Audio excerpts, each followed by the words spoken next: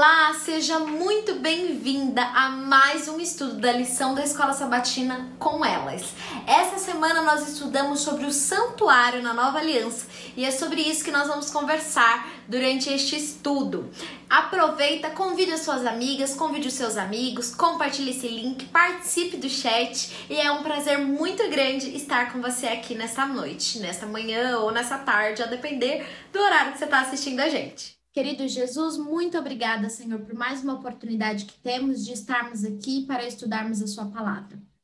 Que o Senhor esteja com cada pessoa que está nos assistindo nesse momento, com cada família aqui representada, com as pessoas que estão enlutadas, com as pessoas que estão doentes, que o Senhor, que a cura, que o Senhor opere os milagres que precisam ser operados e que o Senhor esteja com esse estudo da lição, que tudo que nós venhamos a falar seja para a tua honra e tua glória. Em nome de Jesus. Amém. Amém. Pois bem, você já com certeza me conhece, se você já assistiu algum estudo aqui. Meu nome é Maiara, eu sou advogada, moro em São Paulo. É um prazer muito grande estar aqui com vocês mais uma vez para esse estudo da lição e com esse grupo de meninas que a gente acaba conhecendo pessoas novas, então é realmente muito gostoso estar aqui com vocês. Boa noite, tudo bem? Boa noite, bom dia, boa tarde, né? Meu nome é Elânia, estive aqui uma vez, fico contente por poder colaborar, contribuir mais uma vez e aprender também umas com as outras. Eu moro aqui em Sorocaba, sou professora, mãe de um lindo menino, e é isso. Olá, tudo bem com vocês? Boa noite, prazer estar mais uma vez. É a minha segunda vez, eu já não estou mais na estreia, já estou velha de casa, já estou me sentindo assim já. E é um prazer, novamente, eu repito, em estar aqui com vocês. Eu me chamo Suelen e, para o espanto de todos, eu também sou professora, mãe de duas crianças, e é um prazer para nós estarmos aqui para falarmos um pouquinho mais sobre o Senhor Jesus através da lição da Escola Sabatina, o nosso guia de estudos que tem nos norteado aí em diversos temas. Oi, tudo bem?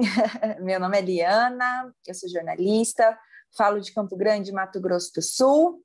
É um prazer estar aqui mais uma vez com vocês, meninas, com você que nos assiste. É sempre muito bom conversarmos sobre Jesus.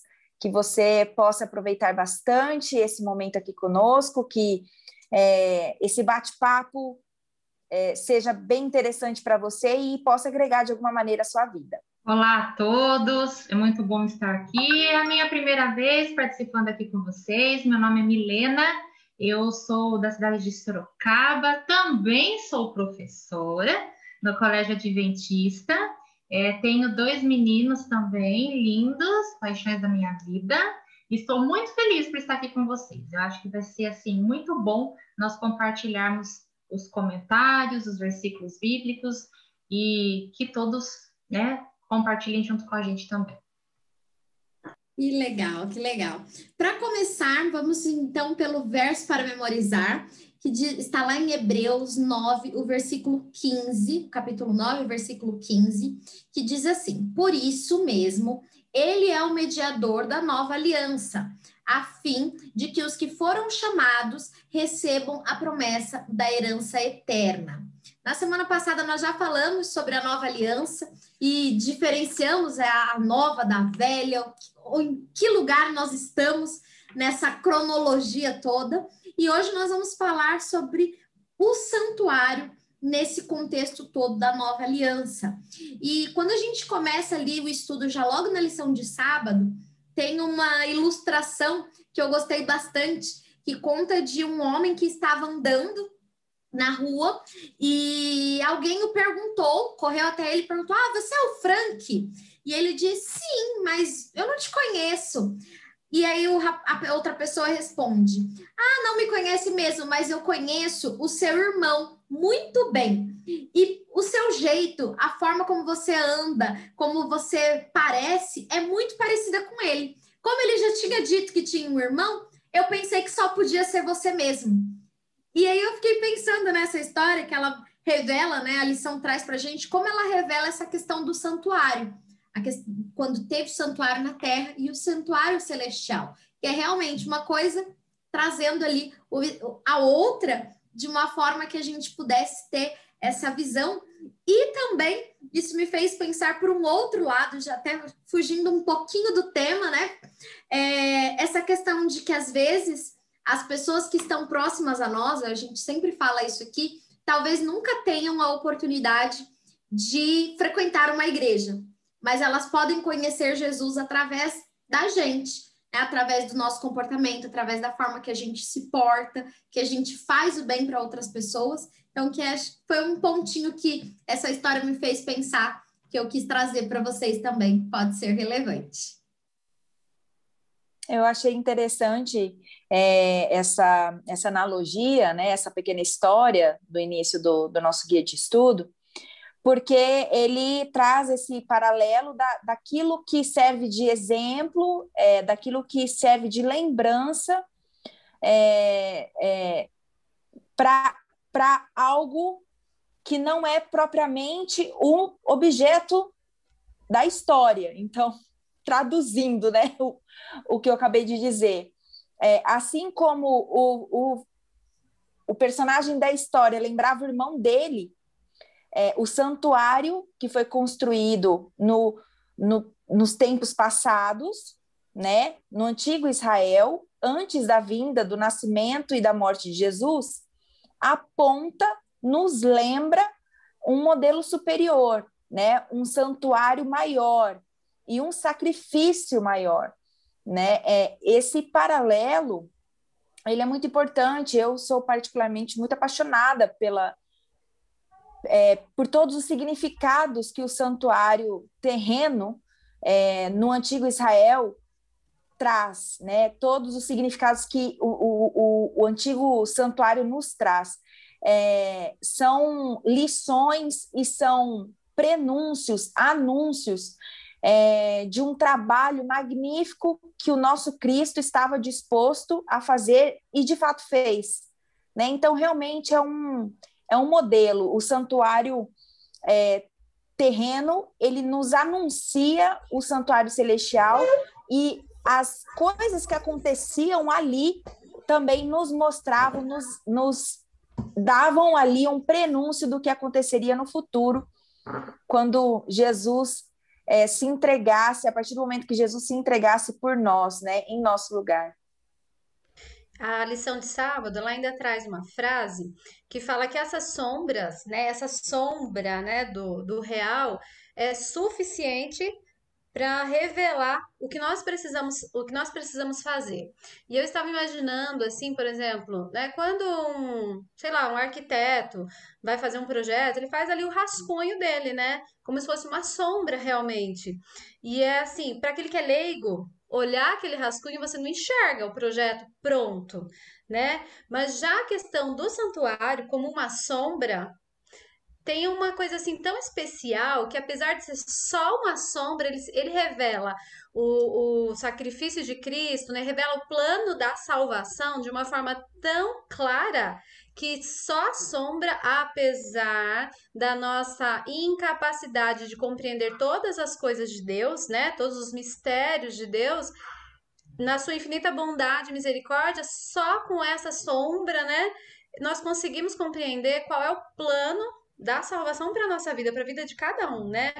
E falando do verso para memorizar, quando a Mayara estava lendo, eu pensei numa coisa, né? Porque ali ele fala que daqueles que foram chamados, né? A fim de que os que foram chamados recebam a promessa da herança eterna. Porque o santuário nada mais era que um anúncio, né? Para todos, né? Quem for chamado? Quem? Todos foram chamados, né? Porque a gente tem que, às vezes, pode pensar, né, que é meio sectarista, né? Alguns foram chamados e outros não? Não, todos foram chamados. Mas quem aceita o chamado tem essa questão também, né? Porque a questão da aliança tem dois lados, né? Os dois lados precisam concordar para que vamos dizer assim, a recompensa, né, para que o fim seja alcançado, para que o objetivo seja alcançado das duas partes, né? Então, assim, todos são chamados a fazer parte dessa aliança, né? Por isso que diz também ali, né, que ele é o mediador dessa aliança, porque se nós pensarmos em nós, né, como seres humanos pecadores, nós não poderíamos participar, né, porque nós somos indignos. Mas Jesus entra então, que é o que fala bastante na lição dessa semana, né, de Jesus vindo como aquele que peraí, segura aqui na minha mão que comigo você vai. Se você não estiver comigo, não, mas comigo você vai, né? Dessa questão de ser um mediador, não simplesmente, né?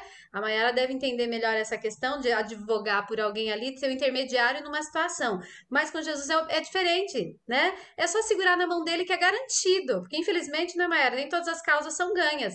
Mas com Jesus, não. Então, assim, se eu estiver ao lado dele, eu vou sim receber a promessa da herança eterna mediante a nova aliança. E tudo isso mostra muito um aspecto principal aqui do relacionamento. Deus, quando ele teve esse plano do santuário, de instituir o santuário na terra, ele queria estar no meio do povo. E a gente vê aqui, tem até alguns versos que ele fala: habitarei no meio de vocês. E mostra muito nitidamente o quanto o relacionamento é importante para Deus. Quanto a gente se relacionar com ele se importa com isso. E nós já falamos outras vezes aqui que é lindo demais quando você começa a estudar a Bíblia, a lição, ou livros que refletem esses estudos, e a gente percebe que Deus faz tudo, e ainda assim, ele faz tudo, como a Helena falou, ainda faz a nossa parte, e ele se importa, ele quer tá ali. Ele tá fazendo tudo porque ele quer se relacionar comigo, quer se relacionar com você, porque é importante para ele.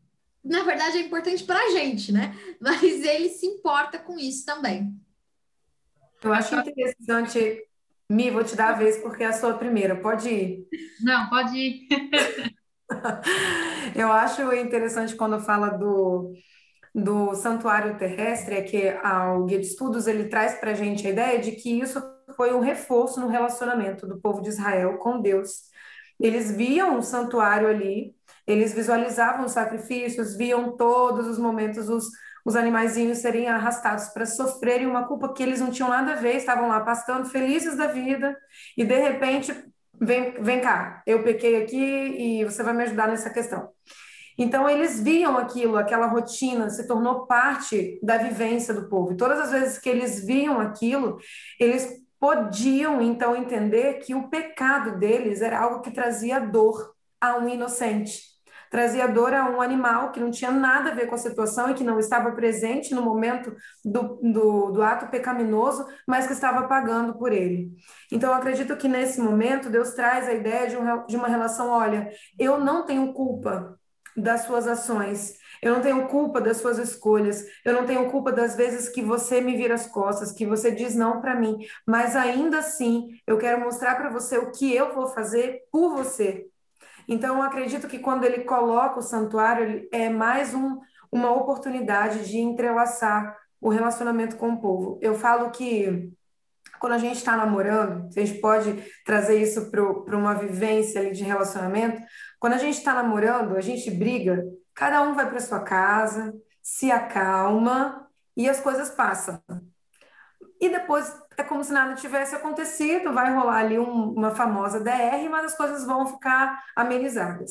Mas quando a gente mora junto, quando a gente se casa, isso é diferente. As brigas acontecem, às vezes elas até intensificam, porque agora você colocou para estar no mesmo ambiente. E dois galos de granja no mesmo ambiente dá errado. Em alguns momentos tem que ajustar muita coisa. Então, o estar junto no mesmo ambiente faz com que nós abramos mão de algumas coisas para manter a paz no relacionamento. E eu acredito que o santuário entre o povo de Israel era a oportunidade deles abrirem mão das vezes que eles se viravam contra Jesus, contra Deus, para que eles pudessem ter um relacionamento mais íntimo com Jesus. Mi? O que eu achei muito, muito interessante aqui, só complementando um pouco o que a senhora falou, é essa questão realmente do relacionamento, né? Relacionamento íntimo. Então, quando Deus fala, né, a gente lê lá em Êxodo 25:8, né? Então, eu vou fazer o santuário para que eu possa habitar no meio do meu povo. E eu acho um verso muito lindo que fala, né? Então, eles serão o meu povo e eu serei o seu Deus. Então, essa questão do relacionamento, sempre Deus buscando meios de se aproximar do seu povo, né? Então, a gente vê sempre Deus buscando, sempre Deus querendo estar perto. Enquanto nós, pecadores, muitas vezes queremos nos afastar, Deus, ele sempre quer nos trazer para perto dele, né? E eu gosto sempre daquelas notinhas de rodapé, gosto muito das notinhas de rodapé que vem na lição, e tem uma citação ali, né? Não me aborrecerei com vocês. E daí tem uma perguntinha, isso era importante para a aliança, né? A gente já está estudando sobre aliança durante todo esse trimestre, e a gente vê que a aliança, na verdade, ela é um acordo, né? Um acordo de duas partes, como já foi falado aqui. E o que tem isso?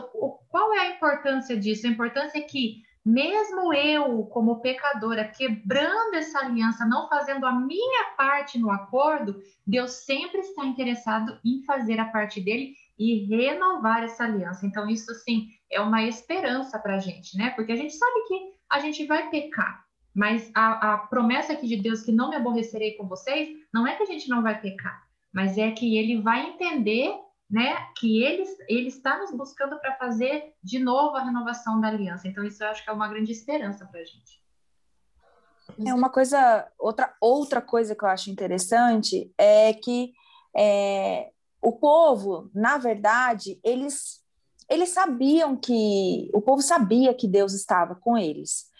Eles tiveram provas durante a peregrinação, durante o Êxodo, de que Deus estava com eles. Eles tinham uma nuvem que os protegia do calor do sol, né, durante o dia, e uma coluna de fogo que os aquecia no deserto à noite, e que era a própria presença de Deus no meio deles. Então, por que Deus precisava instruí-los para criar um tabernáculo, né? Um local, um espaço onde ele habitaria, sendo que ele já estava no meio do povo? Eu me fiz essa pergunta, sabe, durante essa semana. E o tabernáculo, né, esse santuário, era mais uma demonstração de amor e de misericórdia de Deus para com o povo. Então, Deus já tinha manifestado a sua presença, ele já tinha provado de N maneiras durante o Êxodo que ele estava com o povo, mas ali ele mais uma vez fala assim, olha, e para eu deixar bem claro, mais uma vez, o quanto vocês são preciosos para mim, eu quero que vocês construam um espaço onde eu vou habitar no meio de vocês, e mais, onde vocês vão poder entender o que vai acontecer no futuro. Vocês vão entender através do sacrifício de seres ingênuos, sem pecado, inocentes, que são os animais. Através do sacrifício desses animais, vocês vão entender o que vai acontecer com o meu filho que virá à terra. Quando Jesus vier à terra, ele será morto por causa dos pecados dos outros, ele mesmo inocente derramará o seu sangue, e assim a humanidade toda terá acesso à salvação e ao perdão. Então, eu quero ensinar isso para vocês de uma maneira muito didática. Por isso eu quero me relacionar, estar no meio de vocês e também ensiná-los a obter o perdão. E esse perdão só será possível através do derramamento de sangue inocente. Então, Deus é incrivelmente didático, né? Eu fico impressionada com a didática de Deus para com o seu povo. Às vezes, Deus precisa escrever em tábua de pedra e pedir para alguém esfregar na nossa cara para a gente entender quais são as vontades dele para a nossa vida, né? Às vezes Deus precisa pedir para que pessoas construam um espaço de adoração para ele, para que a gente, nós humanos, entendamos quem é esse Deus. Então, é mais uma demonstração da misericórdia dele. E aí entra a questão do pecado e de como acontecia a expiação, né, desse pecado, o perdão desse pecado através dos sacrifícios, que o nosso guia de estudo traz na segunda-feira. Né? Ali na segunda-feira fica muito claro para a gente. A lição traz no seu início ali da semana, já no início da semana, a explicação do porquê era necessário o derramamento de sangue inocente, como eu acabei de falar, né? E traz aí o papel desses animais, né? Nesse processo de perdão, de construção, de compreensão de que eu pequei, eu cometi erro e eu preciso ser perdoado. Mas esse perdão, ele não vem de graça, ele tem um preço, e é um preço alto, é um preço doloroso, é um preço triste, né, que é o derramamento de sangue. E é quando a gente fala dessa questão de pagar o pecado um do outro, né? A Elane até comentou que fez um gancho ali para o direito. Isso, para as leis humanas, é algo impossível. Por mais que você queira, você não pode pagar a conta do seu filho, por exemplo. Porque se pudesse, os presídios iam estar cheios de mãe e com os filhos todos na rua. Porque a mãe se colocaria, a maioria delas se colocaria no lugar do filho. Mas, mais uma vez, Deus vem na contramão disso tudo. Porque quando nós estamos acostumados com uma meritocracia de eu fiz, eu mereço pagar, eu tenho que pagar, pronto, acabou. E é isso que a lei diz. Deus vem e fala, é certo que se pecar, vai morrer. Mas eu morro no seu lugar. E aí, não tem, assim, você olha para isso e pensa, meu Deus, né, que amor é esse, que Deus é esse, e até só fazendo um gancho com o que a Suelen tinha falado anteriormente sobre o casamento, quando a gente fala desse relacionamento, a gente precisa estabelecer ali aquelas regras, esse vínculo do casal, que são ajustadas e que são reajustadas, que são realinhadas conforme o tempo vai passando, né? Imagino eu, porque eu não sou casada, conforme o tempo vai passando, esses ajustes são refeitos, né? São acertados ali entre o casal. E Deus, quando ele coloca ali no santuário e ele estabelece todo esse ritual, ele está mostrando que, olha, eu estou fazendo, eu estou cuidando, vai dar certo, você confia em mim. E aí, lá na frente, né, Jesus vem e morre no nosso lugar, e aí eu não preciso mais matar cordeirinho, eu não preciso mais matar nenhum animal, porque Jesus já veio e morreu no lugar. E aí ele diz, olha, a gente está agora fazendo um reajuste, você precisa aceitar, só, porque eu pego na sua mão e caminho com você, se você quiser. E a questão dessa troca, digamos assim, né? Quando você para pensar, hoje eu estava lendo o livro de Marcos, né? E falava justamente dos momentos que antecederam a crucificação de Jesus, né? E assim, você pensa no bichinho, hoje existe não sei se eu posso chamar de um movimento, né? Muito forte em prol dos animais, do bem-estar dos animais, né? Assim, quem tem, assim, trata hoje os animais de uma forma bem diferente de quando, por exemplo, na minha infância nós tínhamos animais, né? Os animais hoje são filhos, né? O meu tá aqui, atrás de mim na cama, né? Por quê? Porque é assim que a gente enxerga. Agora, assim, eu fico imaginando, às vezes, quando eu leio, né, sobre o Cordeiro, sobre o sacrifício de Jesus, como que era? Daí me remete um pouco ao primeiro sacrifício, lá no Éden, né? Como que foi para Adão e Eva ver aquele cordeirinho com o qual eles brincavam e de repente perder a vida, algo que eles jamais tinham visto. Tudo bem que depois isso foi se tornando uma coisa, digamos assim, corriqueira. Existiu o sacrifício diário no santuário, né? Uma constante lembrança do quanto o pecado é algo ruim, né? Porque por mais que fosse corriqueiro, a morte nunca será aceita, né? A morte não é algo assim natural, porque nenhum ser vivo foi feito para morrer, né? E aí a gente chega, né? A sombra, né? Se torna concreta agora em Jesus, um ser que também não fazia nada de mal, né? Ele tinha, quando a gente pensa no cordeirinho, algumas características do cordeiro, né? Aquele ser manso, humilde, tranquilo, né? Que ele até assim é um bichinho que atrai pela sua, não sei, sua doçura, não sei, a mansidão, né, desse animalzinho. E aí a gente olha lá para Jesus, né, que também não era algo assim, o cordeiro não é um animal que chama atenção. Jesus também não era um ser humano, não foi um ser humano que chegava e, uau, cheguei, né? Jesus era um ser humano que ele se distinguia pelos seus atos, né?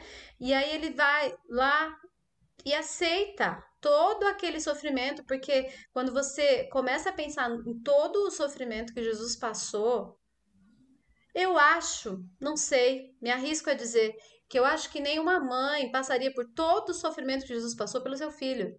Porque assim, é muita dor e sem nenhuma culpa, né? Sem nenhuma razão, digamos assim, aparente. E aí ele faz isso simplesmente para me dar a oportunidade de salvação. Porque aí tem o outro lado, eu preciso aceitar esse sacrifício, eu preciso aceitar essa substituição. Porque se eu não aceitar, para mim foi em vão, para mim. Jesus me ofereceu, tá ali, mas eu preciso aceitar, né? E aí é a hora de nós, de repente, de eu me perguntar o quanto eu realmente valorizo o sacrifício de Jesus. Como a Liana disse, é de graça, mas teve um preço muito alto. Teve um preço muito alto. E hoje, de repente, quem sabe se nós conseguíssemos imaginar um dos nossos animaizinhos, quem tem, se nós tivéssemos que levar esse nosso animalzinho à morte, porque nós cometemos um erro, como nos sentiríamos? Agora imagina, o Filho de Deus, aquele que nos dá tudo, né? Nós estamos aqui nesse momento, conseguimos respirar, conseguimos falar, raciocinar, porque ele fez aquele sacrifício por mim. E muitas vezes a gente diz não, através das nossas ações, né? E aí vem o momento de que eu posso me ajoelhar e ele fala: "Não, tudo bem, você fez, mas vamos começar de novo". Sempre começar de novo, né? Tem um ponto interessante aqui em Hebreus, chegou uma época, logo depois do sacrifício de Jesus, que algumas pessoas continuaram a prática do sacrifício de animais. E nesse contexto, Paulo vem e bate um papo, né? E eu gosto muito dos bate-papos de Paulo, porque eles são muito diretos, mas dá para sentir um amorzinho, né? Não é um negócio assim que às vezes a gente sente por aí quando uma pessoa vem com arrogância para te advertir, te orientar. Não, Paulo, ele tem as palavras precisas, mas dá para sentir amor. É como se ele falasse assim: Tolinho, querido, deixa eu te contar uma coisa.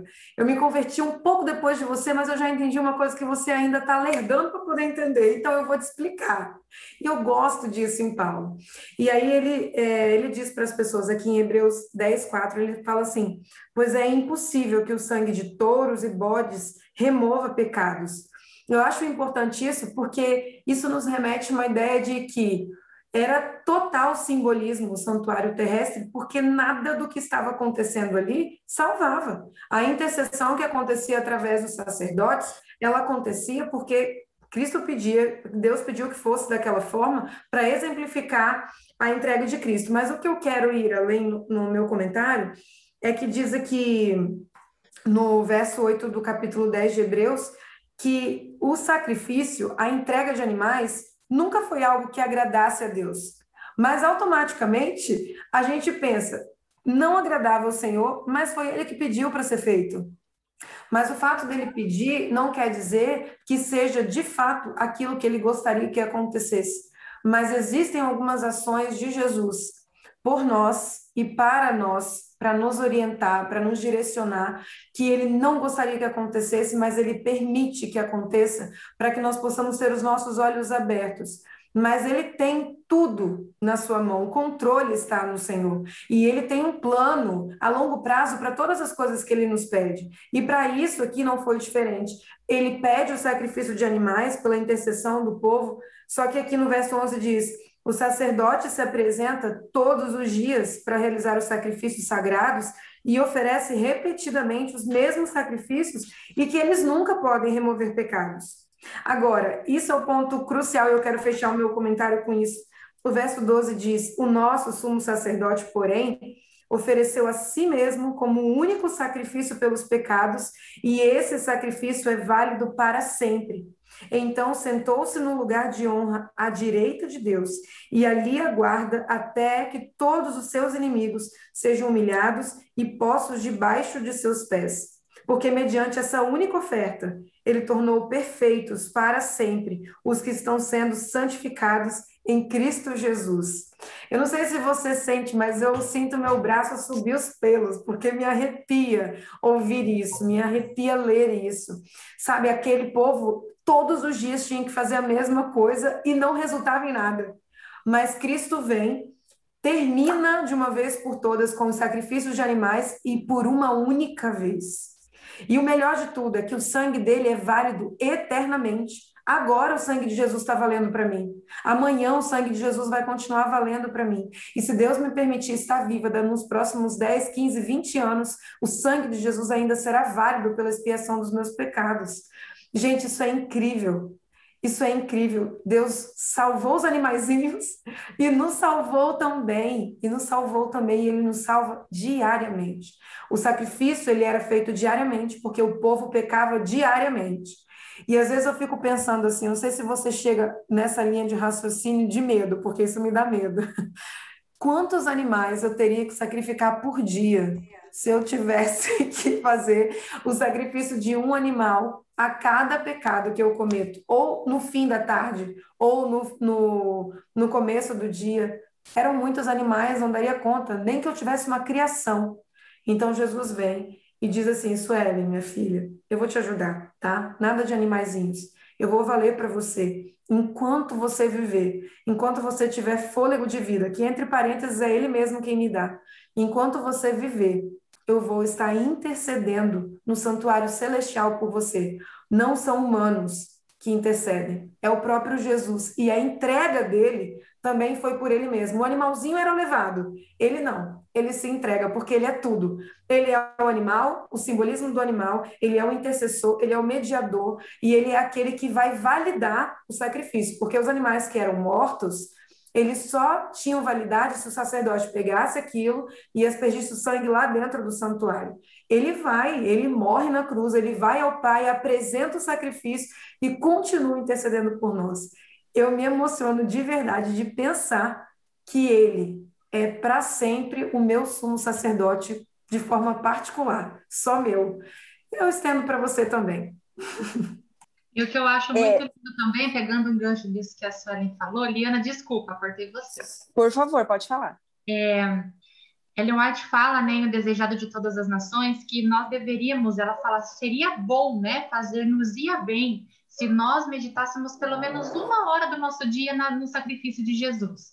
Porque a cruz, né, o sacrifício na cruz, ele na verdade foi o auge do sacrifício, mas a vida toda de Jesus foi um sacrifício por nós, né? Quando a gente lê Espírito de Profecia, a gente vê que ele foi ridicularizado, as pessoas não aceitavam ele. E eu estava lendo esses dias, relendo, né? Porque a gente esquece muita coisa, infelizmente, né? Nossa memória, ela infelizmente é seletiva, a gente lembra daquilo que está mais ao nosso alcance.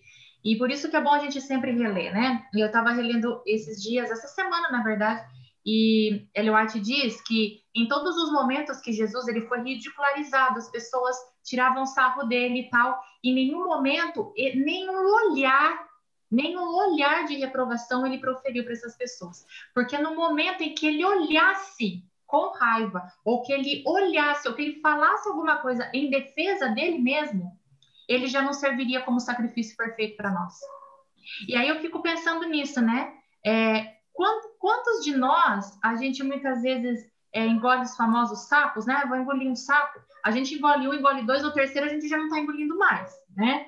Então, Jesus veio a essa terra, a vida foi uma vida de sacrifícios para que ele pudesse ser um sacrifício perfeito para salvar a mim e a cada um de nós, né? Então, se a gente pensar nisso, às vezes a gente pensa de uma forma teórica, mas se a gente pensar como que isso foi na prática, gente, de verdade, eu não consigo, a minha mente ela é muito finita, eu não consigo imaginar tudo isso, porque é de uma grandiosidade enorme eu pensar em como foi realmente essa questão de Jesus agora se sacrificar por mim E agora, como a Suelen falou, ele não foi só o sacrifício, né? Ele é tudo. E eu gostei de uma frase que eu grifei aqui na lição, que fala o seguinte, ó, tudo isso foi feito para salvar você dos terríveis resultados finais do pecado. Então, ele salvou a gente lá na cruz, ele intercede pela gente hoje, mas ele faz tudo isso com o objetivo de lá no final, lá quando tudo acabar, nós formos resgatados de novo para viver com ele. Então, isso assim é uma coisa muito grande, né? E às vezes a gente não para pensar no tamanho, na grandiosidade que tem esse ato de sacrifício de Jesus, né? Jesus é insubstituível duas vezes. Nenhum outro poderia se sacrificar no lugar dele. A gente sabe, pelo estudo da lição e por outros escritos inspirados, que nenhum outro ser teria a hombridade, digamos assim, não é nenhuma uma qualidade à altura, né, do que Jesus é, mas nenhum outro ser teria os preceitos e as qualidades necessárias de Jesus, como Jesus os tinha e os tem, para se sacrificar em lugar da humanidade. O mais elevado, tem um trecho da lição que diz: o mais elevado anjo do céu não tinha poder para pagar o resgate de uma só pessoa perdida. São criaturas, querubins, serafins, só têm a glória com a qual são dotados pelo Criador, porque são criaturas feitas por Deus. Então, Maria, mãe de Jesus, não poderia ter se sacrificado no lugar dele. José, o pai de Jesus, não poderia ter se sacrificado no lugar dele. Nenhum outro ser, por mais qualidades e por mais reto que fosse, teria a capacidade de fazer esse sacrifício valer o preço que precisava valer, né? O sangue precisava ser o sangue divino, né? E a vida precisava ser uma vida imaculada, né? O sangue derramado precisava ser o sangue de um ser que estivesse à altura de carregar os pecados de todo mundo, e mais, somente um ser que depois poderia se apresentar ao Pai e falar assim: eu me sacrifiquei, eu dei a mim mesmo, porque eu não pequei, eu não falhei na minha missão, e eu me apresento hoje como um ser que cumpriu a sua missão no lugar da Liana. Então, tá vendo esses pecados da Liana? Por favor, ignore, porque eu paguei o preço. Tá vendo esses erros que ela comete? Por favor, Pai, ignore, perdoe, lance nas profundezas do mar e esqueça, por favor, porque eu derramei o meu sangue no lugar dela. Então, somente o próprio Deus poderia fazer um sacrifício tão grande. A morte por si só, como a gente falou até aqui, né? Uma mãe provavelmente poderia se sacrificar, escolher pagar um preço alto no lugar de seu filho. A morte por si só não era nem a grande questão. A questão e quem ressuscitaria depois para poder se apresentar diante do Pai como um ser imaculado? Somente o próprio Deus, né?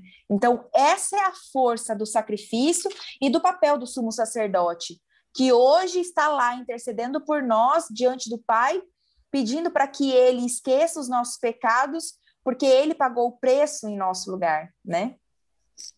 Aqui, né, tem uma frase de Mensagens Escolhidas da escritora Ellen White que fala um pouquinho, né, disso que ela do que a Eliana comentou, né?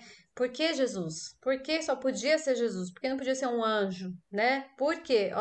O substituto e penhor do homem tinha que ter a natureza do homem, ligação com a família humana, a quem devia representar, e como embaixador de Deus devia participar da natureza divina, ter ligação com o infinito a fim de manifestar Deus ao mundo e ser mediador entre Deus e o homem, ou seja, todas as características, né? Viveu os dois lados, né? Então, assim, ele é o único que poderia realmente fazer o que fez por nós, né? Porque ele tem uma ligação com o divino, porque ele é Deus, e tem uma ligação com a raça humana, porque ele se tornou homem sujeito, né, às mesmas dores, dificuldades, talvez alegrias, que eu acredito que Jesus teve seus momentos, né, de alegria ali em família, talvez com os discípulos, embora, como disse a Milena, a vida toda de Jesus, desde a infância, foi bem difícil, mas talvez tivesse umas pinceladas ali, né, talvez ao ver um pôr do sol, ou uns animais brincando. Em algum momento Jesus teve, eu imagino. Então, como homem e como Deus, é o substituto perfeito, né? Para mim, para você também. Isso está muito claro. Desculpa, só complementando rápido. Isso está muito claro em 1 Timóteo 2, 5 e 6, né? Que diz que, pois há um só Deus e um só mediador entre Deus e os homens, que é Cristo Jesus, o qual se entregou a si mesmo como resgate por todos. Então, aqui é a complementação do que acabou de ser dito, né? Só existe este mediador, é somente através de Jesus Cristo que temos essa chance de perdão, né? E acesso à salvação que vem em decorrência do perdão. E tudo isso que Jesus fez e faz por nós é algo voluntário. Como foi até dito anteriormente, o cordeirinho ele era levado para sacrifício. E Jesus ele foi caminhando com as suas próprias pernas para o sacrifício. E mesmo quando ele estava lá no monte, que ele diz, Pai, se possível, afasta de mim esse cálice, e que a dor que ele sentia era tanta que ele transpirava gotas de sangue. Como a Suelen falou, me arrepia inteira quando eu penso nisso, porque era aquela dor que a gente sente, porque tem dor do coração que parece que a gente sente no corpo, né? Que tá tão angustiado que sente. E Jesus estava passando esse momento. E ainda assim, ele escolheu continuar, ele escolheu terminar aquele sacrifício. E passado a morte, passado o dia que ele ficou ali morto, ele ressuscitou para que tudo isso realmente fosse fechado, para que completasse ali o trabalho e ele pudesse realmente dizer, olha, a partir de agora vocês são meus, porque eu paguei o preço pela sua vida, eu morri por você, eu ressuscitei, porque agora eu vou interceder por você lá junto ao Pai, porque eu sei que você vai continuar pecando, porque eu sei que você vai continuar sendo humano, porque eu sei que vai acabar essa lição aqui e amanhã, de repente, talvez a gente não precise nem esperar amanhã, a gente já vai pecar de novo. Mas ele está lá, do lado do Pai, dizendo, Senhor, eu paguei por essa filha aí. Difícil, ela é difícil, mas eu paguei o preço pela vida dela. E isso é lindo, é como a gente poderia dizer que é mágico, porque de tão encantador que é realmente a gente pensar nesse sacrifício e na grandiosidade dele para cada um de nós. E é exatamente... Ai, desculpa, Elane. Não, eu vejo tudo também bem. Que essa é a importância que a gente tem que dar também para a questão do arrependimento, né? Aqui no finalzinho da lição de quinta-feira, está falando que a maravilhosa notícia da nova aliança é que hoje, por causa de Jesus, os pecadores que estão arrependidos têm alguém que os represente no céu. Então, isso também nos dá a ideia da importância do arrependimento. Por que eu tenho que me arrepender, né? Muitas vezes, quando a gente vê a questão do arrependimento lá no Antigo Testamento, nos dá, às vezes, né, a gente pode correr o risco de ter uma impressão de autoritarismo, né, de uma questão arbitrária. Olha, se arrependa, né? Mas por que tem essa questão do arrependimento? Porque se a gente pensar realmente em tudo isso que já foi falado, né, a respeito do sacrifício de Jesus, quando eu erro, eu tenho que me arrepender daquilo, né? Porque se eu olho para o meu erro, de repente eu tenho assim a ilusão de achar que eu posso minimizar o meu erro, ou de que eu posso justificar o meu erro, né? Porque é sempre assim, o erro do outro, ele é erro, o meu tem uma justificativa. Ou se ele não tem uma justificativa, ele tem um poder minimizador, eu minimizo o meu erro, né? Mas aí, quando eu entendo o sacrifício de Jesus, eu entendo o quão importante é eu me arrepender daquilo que eu fiz. Porque quando eu olho para a cruz e quando eu olho para o sacrifício de Jesus, eu me sinto tão pequenininha, que o mínimo que eu posso fazer é pedir perdão. O mínimo que eu posso fazer é me arrepender, né? Existe uma frase que eu não sei o autor, mas eu acho muito interessante, que diz assim: se tem uma coisa que eu tenho que pedir todos os dias para Deus, é perdão. Né? Então, para a gente realmente entender essa questão do arrependimento, como é importante, porque quando a gente olha para a cruz, quando a gente olha para o sacrifício de Jesus, não tem como a gente não sentir esse arrependimento, se arrepender profundamente pelos erros que a gente comete e pedir realmente perdão para Ele. A questão, né, do sacrifício da cruz, a lição ela coloca um ponto que é bem importante, né? Que não acabou ali, né? Digamos, a missão de Jesus não acabou com a morte na cruz, né? Porque o mundo cristão, em geral, enfatiza muito a cruz, que, claro, foi um ponto fundamental no plano da salvação, mas não termina ali. Porque se tivesse terminado ali, a nossa fé seria em vão. Acabou, e aí? Mas ela, pela misericórdia de Deus, né, continua lá no céu. Por isso que a lição vem falando também do santuário celestial, né? O santuário terrestre era uma sombra do celestial, por quê? Porque agora Jesus está lá como sumo sacerdote, né? Creio que vocês se lembrem daquele do cerimonial anual, que eu esqueci o nome agora, que uma vez ao ano o sacerdote, o sumo sacerdote, né, adentrava no lugar santíssimo, né, tinha todo um ritual para que isso acontecesse, devido à santidade de Deus, né, e para levar o sangue, para ser o intercessor e mediador, né, e Hebreus, né, 8, ele fala que agora nós temos o perfeito sumo sacerdote que também adentrou ao lugar santíssimo mediante o sangue também, porque sem sangue não há remissão de pecados, a Bíblia diz, né? Só que agora é mediante o seu próprio sangue.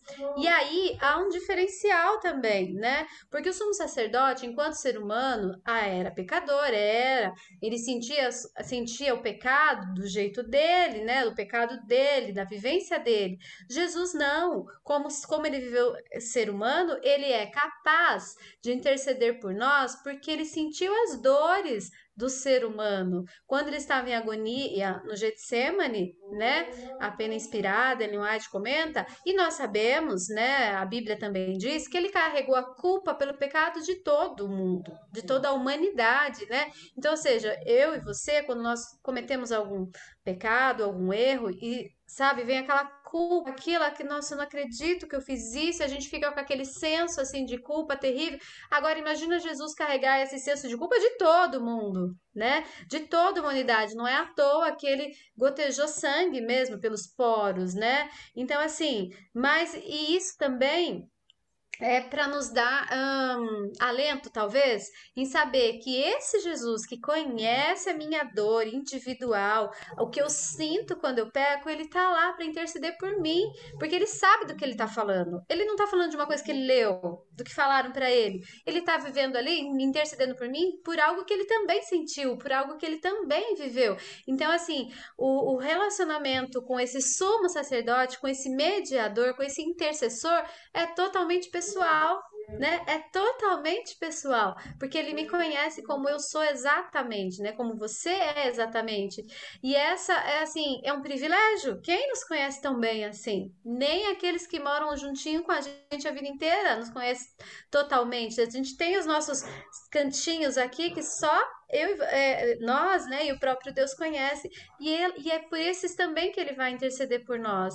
Então, assim, por pior que sejamos, né, por mais vezes que erremos, nós temos um mediador no céu que nos conhece e que quer estar conosco. Basta nós também querermos estar com ele, né? E um dos pontos é mediante esse arrependimento mesmo, né? É o reconhecimento de que eu errei sim, e que eu não consigo sozinha mudar. Eu preciso da ajuda desse mediador, desse intercessor, senão eu não vou chegar. Não vou receber, né, como diz o verso lá, a herança eterna, né, o cumprimento da promessa da herança eterna. Eu quero aproveitar essa fala e já fazer minhas considerações finais. Não poderia deixar de encerrar a minha fala, a minha participação aqui hoje com vocês, meninas, sem trazer um trecho que me tocou profundamente, sabe? Diz assim: não é a vontade de Deus que vocês estejam sem confiança, com o coração torturado pelo receio de que Deus não os aceitará por serem pecaminosos e sem préstimo. Digam: sei que sou pecador, e essa é a razão porque necessito de um Salvador. Nenhum mérito ou bondade tenho pelos quais possa pretender a salvação, mas apresento diante de Deus o sangue expiatório do Imaculado Cordeiro de Deus que tira o pecado do mundo. Essa é a minha única defesa. Essas são palavras de Ellen White, e são as minhas também, porque eu tenho muitas vezes receio e me sinto torturada pelo peso dos pecados que eu cometo. Mas Jesus me convida: não tenha medo, eu paguei o preço. Você, diante do Pai, se encontra purificada ao se arrepender dos seus maus caminhos. Então, que essa esperança, essa certeza, essa convicção nos acompanhe diariamente na nossa vida. Esse é meu maior desejo. E já na linha das considerações finais, a Elânia mencionou que Deus conhece a gente lá no nosso íntimo, coisas que as pessoas que se relacionam conosco não conhecem. E ainda assim, Ele nos ama. E ainda assim, Ele escolheu morrer por mim, mesmo conhecendo aquilo que eu tenho vergonha de que outras pessoas conheçam. Aquilo que às vezes a gente tem vergonha de falar em voz alta. Aqueles pensamentos que a gente fala: é tão feio que eu não vou nem falar para ninguém. Ele conhece. E Ele nos ama ainda assim. E Ele é o nosso Pai, o nosso intercessor, o nosso sumo sacerdote, o sangue que pagou os nossos pecados. E você que está em casa participando desse estudo conosco, que você tenha certeza de que Deus, Ele te ama mais do que qualquer outra pessoa seria capaz de amar. E Ele está esperando apenas que você aceite esse sacrifício e esse amor todo que Ele tem por você. Eu acho que eu também quero fazer minhas considerações finais. Eu quero deixar um texto para consideração final, que eu acho que é o nosso motivador. Para mim, hoje, é o meu texto motivador. Está aqui em Hebreus. Hebreus hoje está se achando, porque está aqui no meio da lição o tempo inteiro. Mas é porque não tem como falar de entrega e sacrifício e não citar Hebreus, né? Mas no verso 12, no capítulo 12, no verso 1, diz assim: portanto, uma vez que estamos rodeados de tão grande multidão de testemunhas, livremo-nos de todo o peso que nos torna vagarosos e do pecado que nos atrapalha, e corramos com perseverança a corrida que foi posta diante de nós. Mantenhamos o olhar firme em Jesus, o líder e aperfeiçoador da nossa fé. Por causa da alegria que o esperava, ele suportou a cruz, sem se importar com a vergonha que ela trazia. Agora ele está sentado num lugar de honra à direita do trono de Deus. Pensem em toda a hostilidade que ele suportou dos pecadores, e desse modo vocês não ficarão desanimados na corrida. Eu acho esse texto extremamente interessante e motivador. Aqui diz que a alegria que Cristo sabia que esperava ele no final do Calvário fez com que ele não desistisse. E qual é a alegria de Jesus? Poder estar eternamente do lado das suas criaturas amadas, eu e você, dos seus filhos amados. Essa foi a alegria que motivou o coração de Jesus e não permitiu que ele desistisse do Calvário. Diante da dor, que já foi falada aqui algumas vezes, em vários comentários, diante da vergonha, do escárnio, da opressão, ele não desistiu, porque ele sabia do resultado. E assim ele diz para nós também: apesar de tudo que você vive, apesar da correria, não desista da corrida, não desista da caminhada. Nós precisamos manter os nossos olhos fixos em Jesus. E nos dias de desânimo, de tristeza, de angústia, daquele momento que você fala, ai Jesus, agora não dá mais, agora eu vou desistir. Agora eu não quero mais saber dessa vida de ser crente, eu não quero mais saber dessa vida de te amar, de estar do seu lado, de tentar ser melhor, eu não quero saber de mais nada disso, agora chega, Deus, eu não quero mais. Eu agradeço todo o sacrifício, eu agradeço tudo que fez, mas para mim já não dá. Nesses dias que acontece comigo e possivelmente acontece com você que está nos assistindo também, nesses dias, Cristo olha para nós e diz: mantenha o olhar firme em mim, porque vale a pena. No final da nossa corrida, nós precisamos ter a certeza que nós nos encontraremos com o nosso sumo sacerdote, o Deus da nossa salvação, aquele que se entregou por mim, aquele que se entregou por você, aquele que não hesitou em momento nenhum da sua entrega. Desde o iniciozinho lá no céu, no plano, antes mesmo do nosso pecado acontecer, até o momento da cruz do Calvário, a ressurreição, a apresentação diante do Senhor pela intercessão dos nossos pecados diariamente, que nós possamos ter isso em vista, para que nós não venhamos a desistir da nossa corrida, que nos levará um dia para o céu. Eu termino as minhas considerações com essa palavra, que você seja vitorioso e que nós nos encontremos no fim da nossa corrida. Quando ele disser, coloquei aqui a plaquinha de chegada, e nós poderemos então nos encontrar com Jesus. Eu queria deixar também um versinho com minhas considerações finais. Na verdade, é um versinho que está no livro Desejado de Todas as Nações, que está também no nosso guia de estudo, na parte de sexta-feira, que diz assim: se vocês me confessarem diante das pessoas, eu os confessarei diante de Deus e dos santos anjos. Vocês devem ser minhas testemunhas na terra, canais por onde minha graça possa fluir para curar o mundo. Então, como a Suelen falou aqui, né? É muito lindo a gente pensar na questão de olhar para o pai, e eu não sei vocês, mas eu como mãe, né, a gente gosta muito de falar dos nossos filhos. Então, sempre quando alguém pergunta, nossa, eu fico horas e horas falando e contando, e falando que eles aprontam, e falando das gracinhas que eles fazem, falando de como nasceram, e falando da primeira vez que andaram e tal. E aqui, quando eu li esse verso, sejam minhas testemunhas na terra, é tão lindo a gente compartilhar o sacrifício de Jesus, e a gente precisa falar disso para as pessoas. A gente precisa fazer isso, falar disso na prática, como nós estamos falando aqui hoje, não só na teoria, mas falar na prática também, né? Então, olha que coisa linda, Deus fala que a partir do momento que nós confessarmos e formos testemunhas dele aqui na terra, ele vai nos confessar perante Deus, perante todo o céu, né? Então, eu imagino Deus apresentando o meu nome durante todo o céu, perante os anjos, né? Falando de mim. Quem sou eu para que Deus fale de mim para os anjos? E nós também, então, temos essa missão de falar de Deus, de falar do sacrifício de Jesus para as outras pessoas também.